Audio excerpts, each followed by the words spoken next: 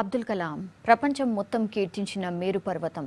అపారమైన మేధస్సుతో అనుక్షణం దేశ సేవకు అంకితమైన గొప్ప దేశభక్తుడు. అలాంటి మహనీయుణ్ణి ఒక్కో దేశం ఒక్కోలా కీర్తించింది. ఆయన నిస్వార్థ సేవకుడని అవమానించింది మన ప్రభుత్వ రంగ టెలికాం సంస్థ BSNL. 5 ఏళ్ల క్రితం నాటి బిల్లును ఆయన చనిపోయిన 4 నెలల తర్వాత ఇచ్చి విమర్శల పాలైంది.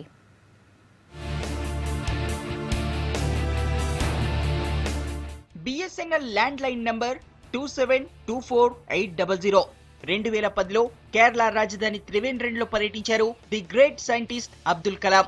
రాజ్ భవన్ లో ఆయనకు బస ఏర్పాటు చేసింది కేరళ ప్రభుత్వం. ఆయన కోసం ఈ నెంబర్ తీసుకుంది సర్కార్. దానిపై 1029 రూపాయల బిల్లు వచ్చింది. దాన్ని కట్టమని కలాంకు నోటీస్ పంపడమే కాదు, సకాలంలో చెల్లించకపోతే ఆస్తులు జప్తు చేస్తామని వార్నింగ్ ఇచ్చింది. అది ఈ ఏడాది నవంబర్ 18న పంపింది.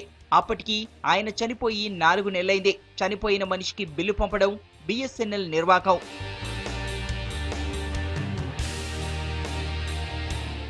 కలాం చనిపోయి 4 నెలలవుతోంది. అసలు ఆయన BSNL ల్యాండ్ లైన్ వాడి 5 ఏళ్లు గడుస్తోంది. అప్పటి బిల్లుకు ఇప్పుడు నోటీసులు పంపడమే BSNL పనితీరుకు పరాకాష్ట.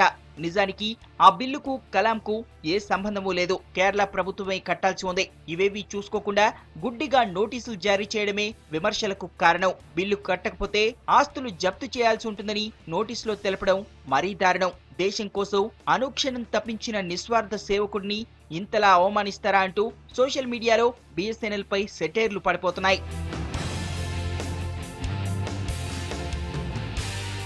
కలాంకిచ్చిన నోటీసుపై కేరళ ప్రభుత్వం షాక్ అయింది. వివాదాన్ని పరిష్కరించేందుకు రంగంలోకి దిగింది. ప్రభుత్వమే 1029 రూపాయలు కడతామని BSNL కు తెలిపింది. అయితే ఈ నోటీసుపై త్రివేంద్రం రీజియన్ అకౌంట్స్ ఆఫీసర్ సంతకం చేసింది కావడంతో వివాదం మరింత ముదురుతోంది. నోటీసులు కింది స్థాయి ఉద్యోగి ప్రిపేర్ చేసినా పై స్థాయి అధికారి దాన్ని స్క్రూటినీ చేయక్కర్లేదా అన్నది క్వశ్చన్. పైగా నోటీసులు అబ్దుల్ కలాం పేరు ఉన్నప్పుడైనా దాన్ని పంపకుండా ఉండాల్సిందని మండిపడుతున్నారంతా.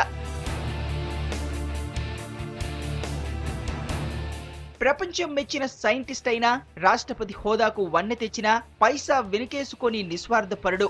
ఆయన సేవ అందరికీ ఆదర్శం. చనిపోయే నాటికి ఆయన 4 జతల బట్టలు, కొన్ని బుక్స్ తప్ప ఏమీ మిగుల్చుకొని మహామనిషి కలాం.